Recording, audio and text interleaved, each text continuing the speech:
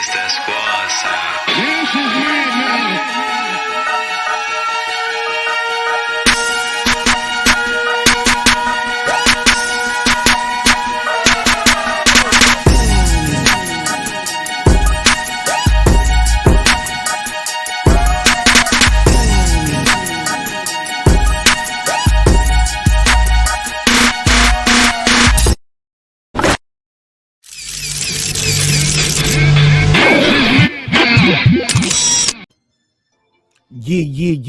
Yeah. What's popping, yo? What's happening? You already know what time it is. Back in the lab with your man, marqnash. He is I am he. Welcome to another great episode of Breaking the Beats. And oh my God, what a fight. This was amazing, man. This fight was better than we all expected. We got a lot to get into real quick, though. We ain't gonna be here all night, but I definitely got to let the panel introduce themselves. And yeah, we got to talk about it. Once again, this is Breaking the Beats, where we break down business, entertainment, art, technology, sports, and anything else my panel, my guest callers, or you guys want to talk about. It's a hip-hop political sports show with a comedy twist. You like to let the jokes fly because life is serious enough. Remember, dreams require sleep. Goals require effort. Go out there and get your goals, man. Right now, we're going to talk about a little boxing. UD, Kris Prince, what up, though? Yo. What up, Marq? What's popping, my G's? How y'all feel tonight? What a fight, right? Yeah, I was feeling really good. So this is go ahead. Yeah. Introduce yourself. Tell people your name and where you from. What's up, guys? So my name is Kris Prince. I'm from Chicago, Illinois. For sure. UD, tell people your name, where you from. Bro, you already know who it is. I'm a hater because you're a hater. This your boy UD. We're Haters for Life Entertainment. We're haters make the world go round. You know what I'm saying? Haters for Life Radio coming soon. For sure. All right, so give me you guys going into the fight. Who did you guys think who was going to win the fight and why? Kris, you go first. Okay, well, I don't know too much about Ugas, so I went in for Manny Pacquiao. I love boxing, and he's one of the boxers that I have been paying attention to and watching for a while. So I was already going in with Manny for his speed, his punching ability, and I was just he's a legend at this point in time in his career. I was expecting him to bring his best tonight.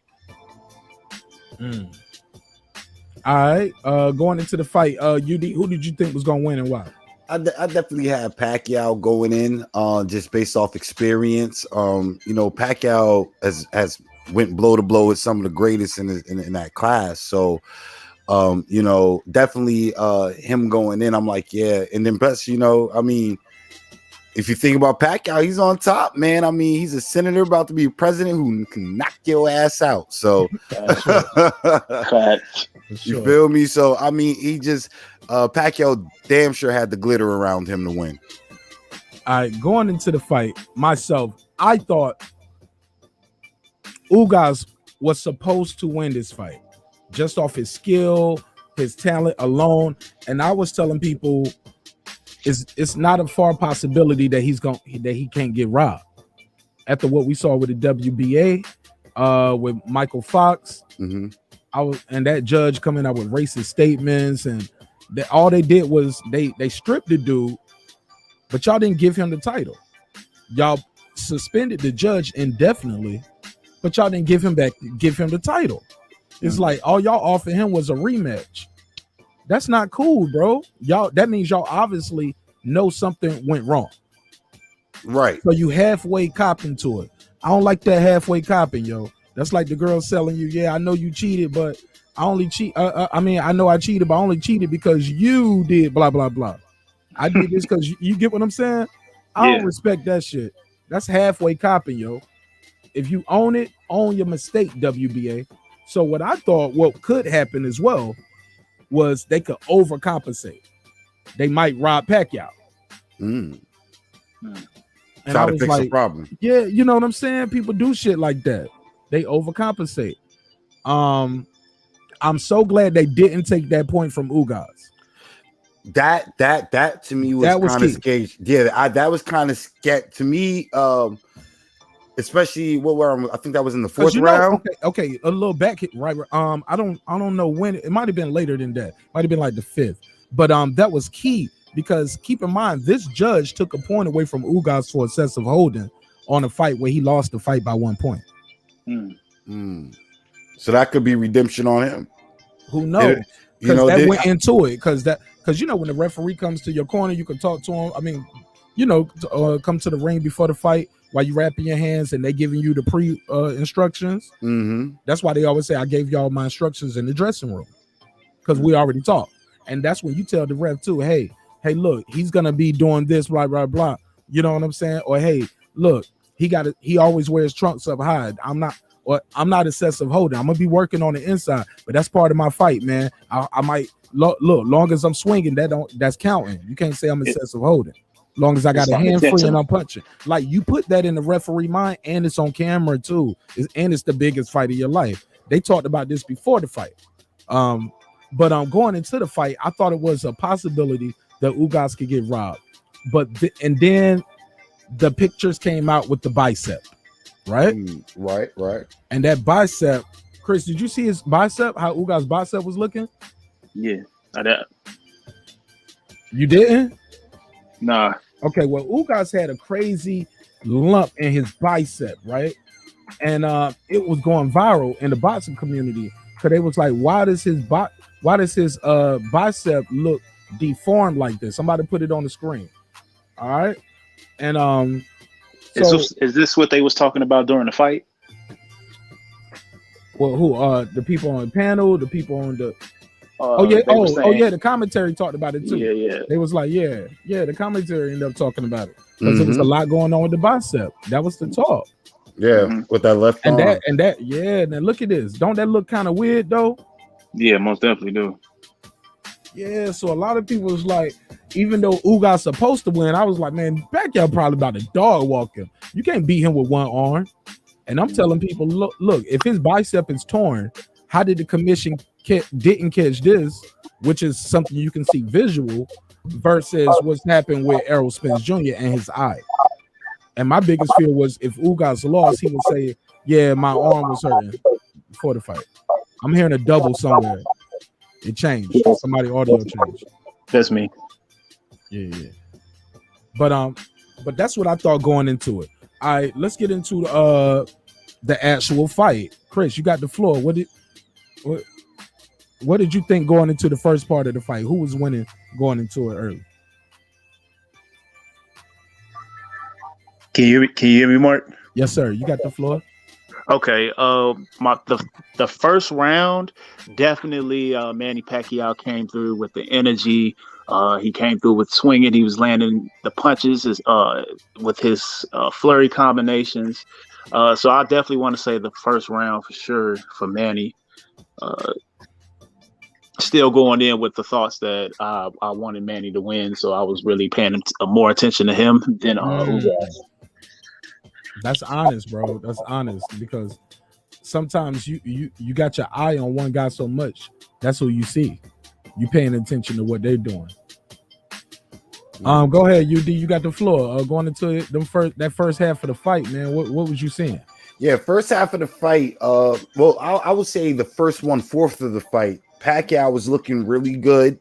I would say that yes, the legs did seem kind of stiff, but that's only because I want to say Ugas was that right was powerful, and Manny knows he didn't have anything, and he wasn't adjusting for that. And then because he had I guess accommodate for the reach, and when he actually stands all the way up, accommodate for the height, you're seeing Manny doing a lot of jumping, a lot of dash in, jump, dash out. That takes a lot of energy. So by the time you're in the second half of that bout, just from that alone, he's already, a lot of energy's already been exhausted. So first half of it, I'm looking at Manny but as you go into the 5 into the 6, you're seeing him, that energy coming down. While Ugas and more so he was steady, like his whole 12 rounds were consistent. As if he paced his energy, like I'm gonna be the same energy all 12 rounds, just about. All right. So look, here's the deal. When I saw Ugas that first part of the rounds, I thought Manny was still in rounds at the beginning. And I thought he was still in rounds. I thought he was stealing rounds. I thought he stole round one with those flurries. And then I was like, okay, maybe he chilled the last minute. And I remember round 5, I believe somebody was like, yo, it might have been you, UD. You was like, yo, he's conserving his energy. I'm like, it's round 5. It's too early for that. It's too early for that. He ain't up by that. He ain't up for nothing.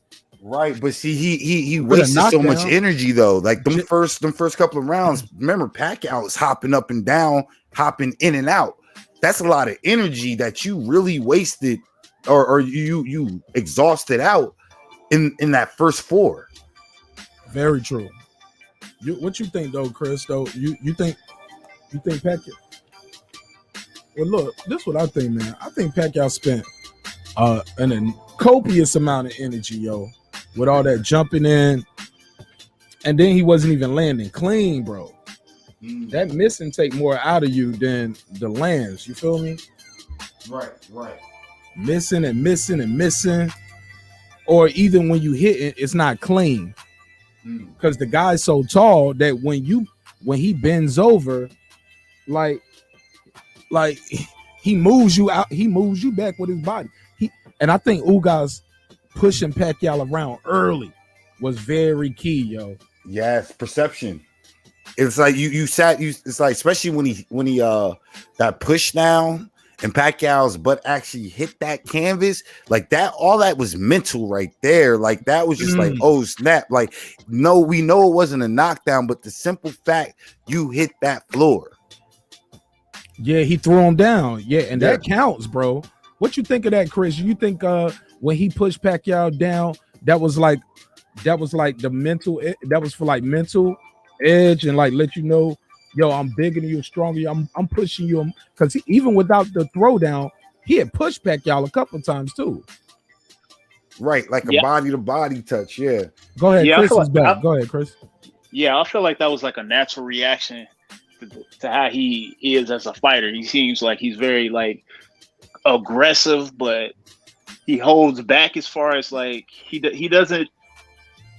I want to say he's not as aggressive as Pacquiao was, but more like he's just a presence. He's just a strong presence, and he was showing that. But I think it was more like a reaction. You know, when you got Manny coming at you, swinging left, right, hitting you with strings, flurries, left, right. Yeah. It was like a reaction. Like, it wasn't intentional. You know, you fight with your brothers sometimes, and they might get a little too aggressive, or they want to push you away or push you too hard. You know, it's kind of like that. But yeah, that's why I think it was just a reaction. Go ahead, UD. So what I thought, and I think UD said, I think you might have missed it. He was like, UD, what did you say exactly? I don't want to misquote you. You got the floor. On which part? What about him getting thrown down? I think Chris missed that part. Oh yeah, about it being that mental effect, you know, that psych, you know, like it's like it's different from the knee. Like your ass, you literally sat on the floor, even though it was a push, and it wasn't even like a push because keep in mind, you guys' arms were still in. He was in block formation. That was just sheer shoulder, upper body strength. Like get off me, like you said, get off me, little Nick. Right. You know what I'm saying? But when that ass hits the floor, it's something different. And I believe that kind of psyched, and that's what really, like, you know, everybody's looking like, oh wow, this actually might be a long night for Pacquiao. And that's come you hearing the people start chanting. They're trying to build that confidence back in them, because everybody felt that when he touched down, even though it was a slip push, fell. I mean, your ass hit that canvas, bro. Well, look. Go ahead, Chris. I mean, cut you off. No, you're fine. I was gonna say, yeah, that could add like a psychological update, maybe. But I don't know. Manny just seems like one of those guys who's just like he's just too energetic. He's just gonna get right back up and get right back in it. So I don't think it affected him that much. I think those right hands was affecting him more so than the push, him getting pushed around. Oh, we got to get to that. Go ahead. Yeah, but you want to take the lead on that, Chris? Go ahead. That Yeah, right hand, Ugas couldn't miss with that shit all night. I see why you had picked him when we was doing our predictions before the actual boxing match started. But yeah, I don't know nothing about Ugas, so this was my first time actually seeing him in the ring and how he actually what his style is and what makes him him, I guess you could say. So when I was watching it, it seemed like, you know, Manny was throwing all the punches and landing all his punches, but at the same time, Ugas seems like he was very calculated, like he was looking for those punches, and he just has a natural counter. And when he does hit you with those hooks, it's like you said, they don't miss. Like they got a lock-on ability with those right hands. I think it's Manny's defense. You think so? Okay. Yeah, Manny didn't really have a defense for it. Manny would hold the right hand up, guarding his temple and his chin. Let me come camera. Let me see what you damn, my camera. But he'll come around though. He was having his he had his hand up guarding the, you know what I'm saying, guarding the temple and the chin. Yeah. But it was going behind here. And when it hit him, it would shift his whole body. Face and everything. Man, he would shift Manny around the room with that joint, yo. Well, I believe Manny was also turning with the punch and going in and getting his left back up. You know what I'm saying? In case Ugas was going to come with that with a combo with that, a follow through with that, right? You know what I'm saying? That's what it really looked like. You know, well, I can say it definitely looked like that later on. That Pacquiao started really turning with them punches when they're coming in. Yeah, because he started reacting to it. Mm-hmm. He started reacting to it because them shits were thudding, bro. And if you watched the Marquez fight where he got put to sleep before Marquez knocked him out, he had already dropped him once, and it was that same shot, that looping behind the joint, and when it hit him, it just dropped him. And it looked like that all night long. I was like, oh my god, he can knock Manny Pacquiao out. You get what I'm saying? Yeah, he was catching them with them double jabs into the right hands. Yo, and look, when I saw the right hand landing, and I was looking at the jab count, I was thinking, damn, Ugas is gonna win. But then Manny Pacquiao would somehow try to steal the round, or either he'll open real good, he'll play the cut, and then he'll try to flurry at the end. What do y'all think? Yeah, I think that's the experience of him being a boxer and deciding how he wanted to play the match out as far as how he wanted to win and get in the judges' favor as far as the amount of punches landing and the getting those points. Because I think that's when people pay the most attention, during the first part of the round and towards the end of the round. Yeah, most definitely. Go ahead, UD. You got the floor. Yeah, I mean, like I said, you know, you guys, the main thing I want to pay look at is you guys' energy through all 12 rounds. His that style, how he was delivering his style out there boxing, he had a consistent flow, and that's what made his energy because in the 12th round it looked like he could still go a whole nother good 3-4 rounds. Yeah, he looked ready. He was ready. He was ready to explode. Yeah. And he was ready to slow down. He had enough energy to where he had options, and he knew that. My G. Yeah. Bruh. You got to chill with that ready to explode, though, bro. Chill. Bruh. No ladies on the panel, bro. First and foremost, talking about boxing. I don't know where your mind is at. Stop hating on me, bro, because I'm making points. I'm just saying, like, if it was some ladies on the panel, you can say that, and then I drop the drop for you, like. And then you be like, yeah, baby. Yeah, baby girl. You know, man, get out of here, man. No, man, should have done that last night with the only host. Yeah, see, it's a time and place for that, my nigga. I got you, though. Whenever it's ready. Whenever you're ready, I got you, my G. Word up, man. Hey, look, man. So, look, let me ask y'all this. What is next for Ugas, in y'all opinion, man? Like, obviously, sky's the limit, right? Yeah. I think it's for that unified. I think that the stock is high enough that he's going to try and shoot for that uni. What you think? What you think, Chris? I think Cuba's going to be trending for a while. Yeah, I agree with Udernj for sure. I think it's about, you know, what's the next fight? What's the next step now that you? I mean, with the I want to say the buzz off of this fight and winning this match, especially I think this is like a historical point or a historical match you can add. I think it's, you know, what's next? What's now that you got this all under your belt? What are you gonna do next? Who you gonna fight next? I mean, wait, didn't he say who he was gonna fight next? He said he wants Errol Spence. Yeah, like that. Yeah, that's what they were saying. But yeah, just getting the next fight up. But Errol Spence just had surgery on the torn retina. Or just enjoying his win, you know. I get it. I'm gonna tell you this. I think sky's the limit, and I really like Ugas, man, and I'm so happy for him, bro. Because I'm like, yo, he can change his life and his family's life forever, yo.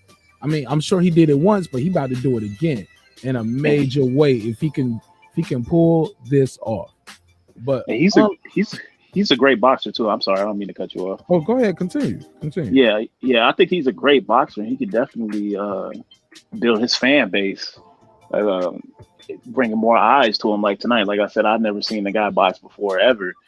So for me, I'm a fan of boxing, but to see that, I would want to see him box more. Yeah, man, he controlled the ring, and yeah, man, he deserved that. He definitely, and I'm so glad they didn't rob the dude. You know what I'm saying? Yeah. But a fight that some people might be asking for is to see like him do a rematch with Shawn Porter, because Shawn Porter is the only guy to beat him, right? And some people thought he got robbed because he dropped Shawn Porter. It didn't get called. But guys like me are saying, if you want to unify, you gotta fight Bud Crawford. The road to undisputed goes through Omaha, Nebraska, and this guy is a dog. Okay, he's beating them all, and he's knocking them out. 37 wins, 28 knockouts, no losses. Shout out to the FilipinoBrothers.com for the graphic right here. That's dope. You know what I'm also thinking about, like while I was watching this whole match, it was really making me think about they need to bring out another boxing fighting game. Oh, they are making one. In fact, they are making one. Yes, they are. Hopefully, I think it should be dropping by second quarter 22. He got his telemarketing voice on when he started talking in there. Hey, GrownMenGamingg with 2 G's. Nigga, you had your voice sounded like ow. We're not gonna do that. Once again, bro, why you hating on me that? Don't hate on me that. I got you though. Got it. You know what I'm saying? Because I'm telling you, your bro. Your voice sounded kind of different, bro. You was like, they are making one. Actually, it's coming out in a couple of years. Like, but when he started, Chris, he was like, yeah, nigga, you know what fucking time it is. Start the show, nigga. Yeah. I mean, you start talking about them games. That nigga was like, hey, bro. Hey, bro, you know what I'm saying, man? Yo, I had to snap on the game and GrownMenGamingg with 2 G's, you know what I'm saying? Check that channel out, you know what I'm saying? Okay. So, shout out to GrownMenGamingg. You feel me, man? Yeah, I'm just saying, I thought I had to put a case on you, nigga. Okay. Hey, it's well, yo, you know why you say that? Speaking of cases, oh man, I ain't even gonna do it. No, we about to wrap this up. We need to chop it up, and we're gonna do another episode after this. But yo, final thoughts. Like, I want to see Ugas fight Errol Spence or either Bud Crawford. He beat the guy. Look, they elevated him. They took the belt from Pacquiao. A lot of people don't know this. He was the regular champ. They took the belt from him, and elevated. Took the belt from Pacquiao and elevated him to super champ. Okay. and made Pacquiao champion in recess. Okay. Because he hadn't fought since he beat Keith Thurman in 2019. But he was trying to get a big fight. You know what I'm saying? So I get it. So with the Errol Spence fight got pushed back, they had to make a fight. And you know, Pacquiao won them schedules, man. You know what I'm saying? I'm not coming back to America. So what? The fight is off between him in 2 weeks. I'm fighting somebody in 2 weeks. I'm gonna sue y'all niggas. I got people to pay. I got shit to do.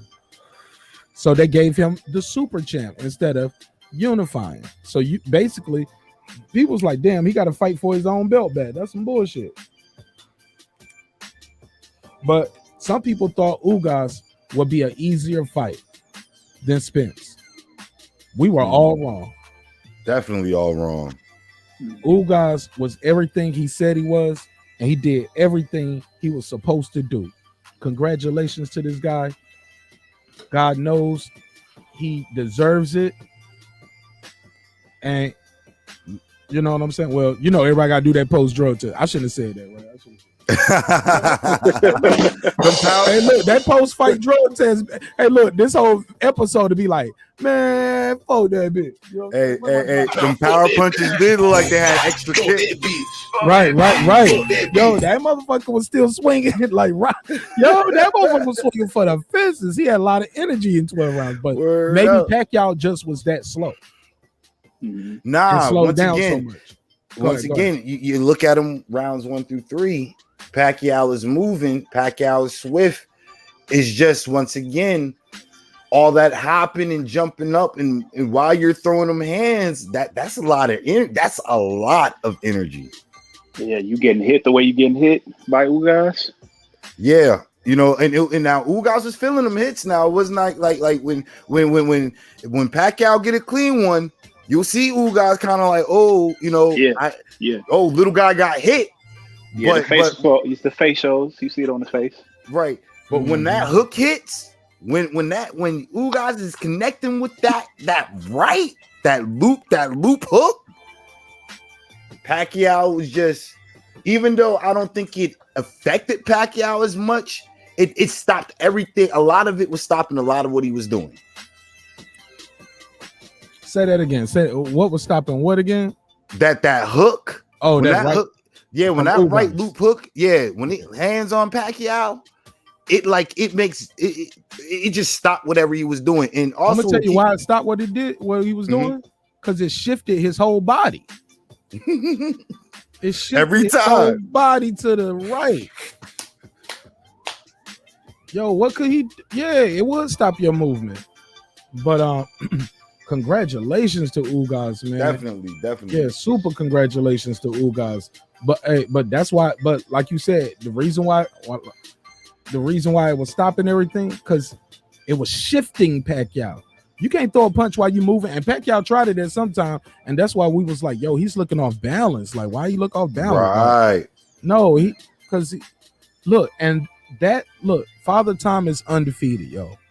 Let's be clear. Father Time is undefeated, and that jumping in and out shit, yo, Kris, that shit is over for him against these, especially against a guy that he could probably beat a different guy. But Ugas is hard for anybody because he's so tall and he's so rangy at that weight class. He calculated too. Right, bro. He's sharp. He precise. He ain't waste a lot of energy in that bitch. You know what I'm saying? He controlled center ring. You know what I'm saying?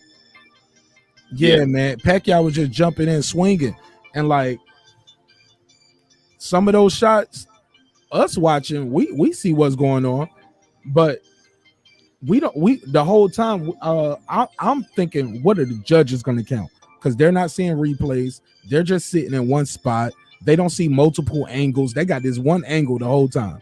And there's some ropes in their way. That's why they moving and ducking, looking around. So it is what it is, man. It was a hell of a fight. Better fight than most of us thought we were going to get, to be honest, right? Better fight than Ortiz fight.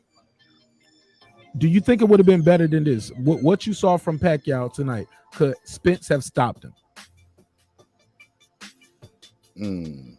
I don't know. I think after this fight, I don't know. I mean, I don't know, cause I don't know, cause like I said, that right hand was that if Spence has a right hand like that would hit Pacquiao like that, you know. Okay. Yeah, well, Spence is southpaw versus southpaw, and Spence is not as tall as Ugas, not as long as Ugas, but more importantly, Spence is who you've been training for months. You know what I'm saying? I ain't making excuses for the old man, but he did say that in his post-fight. He said, "Yeah, I was training for a different fight." Do you think people are gonna say Pacquiao was making excuses right there when he said that? Not when it comes to boxing. What you think, Chris? You think people gonna think Pacquiao kind of made some excuses when he said that? Because he did give him credit, but he started with, I wasn't that might have been one of the first things he said. Well, I was training for somebody else. I'm paraphrasing, of course. How much experience has he had with Ugas? Any? Like, what is it? He didn't know too much about it? Nah, Ugas was on the undercard. He knew Ugas was the regular champ and he was the super champ. Yeah, because he beat Keith Thurman for the super champ. That's how because Pacquiao had the regular champ. Yeah, I don't think he really. The only thing he said was like he couldn't adjust to what was happening against him and Ugas. So I think he could have said a lot more. Honestly, that could have like displayed like what Ugas brought to the table that night or tonight, but yeah, that's all. So what do you mean exactly though, right there, Chris? You think he didn't give Ugas his flowers enough and said like, yo, he got a good jab, got this, that, and the third? Yeah. I think he should have been like, man, he was hitting me with those rights or hit me. Okay. It was hard for me to adjust to those right hand hooks. I tried to get him with my jabs, but I was getting a little tired around blah blah. Like, just speak your truth. Go ahead, UD. You think? Do you think Ugas? You think Pacquiao could have did some things different right there, like made some different adjustments? Like, what was going on right here? I feel like at being as experienced as he was, that he with those rights and how they were hitting, and him and a little bit of defense and a little bit of turning with the punches to kind of neutralize that power, because when we're hearing them hits was you hearing it, what I'm saying? Like they was hitting. So some of them were counter punches too. Right. Yeah, and big shout out to his counter too. I think, and I believe that's why the judges gave it the way it was. But I mean, Pacquiao did as best as he can with that 2 weeks notice. I mean, you were training a person that, like you said, smaller, less of a reach. I think if he would have had more time to condition that body instead of 2 weeks, maybe a 4-week time frame with it. You know what I'm saying? To be able to get your body used to jumping like that, because he probably wasn't jumping like that when training for the other guy. Spence, right, bro. Oh my God, you probably hit it right on the head with that one. Now look at these. Now this is a fake poster anyway, but let's be clear. This is about how their height is. Ugas is taller than Spence. You get what I'm saying? Ugas is what? He's a tall dude, man, compared to Pacquiao. Is the height up here? There we go. 5'9" versus 5'5". Yeah, that in that 4-inch height. That's why, like that's why he looked unbalanced to us, because he's literally in the air boxing. He jumping in like this all night, and he might have caught him with that left, but when he threw that right, it was not there, and he wasn't catching him flush with his left all night. I want to see the reach. There we go. Nah, that reach can't. Nah, he gotta have more of a reach than that. That reach. Well, if not, he made that reach look like a yard tonight. Right here says it's only a 1.9, almost 2-inch reach. Nah, man, it looked like a longer reach than that, yo. Yeah, it definitely was. I mean, but a 2-inch reach is a lot with height. A 2, not only do that's not like 2 inches and we the same It ain't height. even 2 inches though. I mean, it's a little over an inch and a half.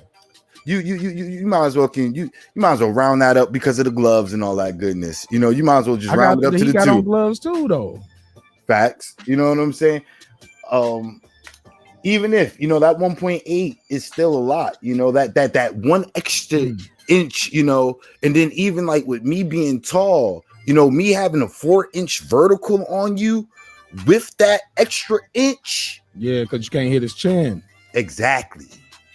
You got to jump in. Like all I got to do is I'll keep you down. But when I see you coming for the chin, I stand up. And that's what he was doing. And so, yeah, right. That's why the target looked like it was there. Right. And then it was gone. By the time he leaped in, he would stand up, and then he would back up, then he would bend down. Ugas made himself a very small target for Pacquiao tonight. What you think, Kris? Kris! Now for that bitch. Hello, Kris. There you go, Kris. Yo, Kris. I'm here. Yeah. But look, it's all good, man. We about to wrap this shit up anyway. Give me your. I was like, I basically said for Ugas to be so tall, he made himself a very small target for Pacquiao tonight.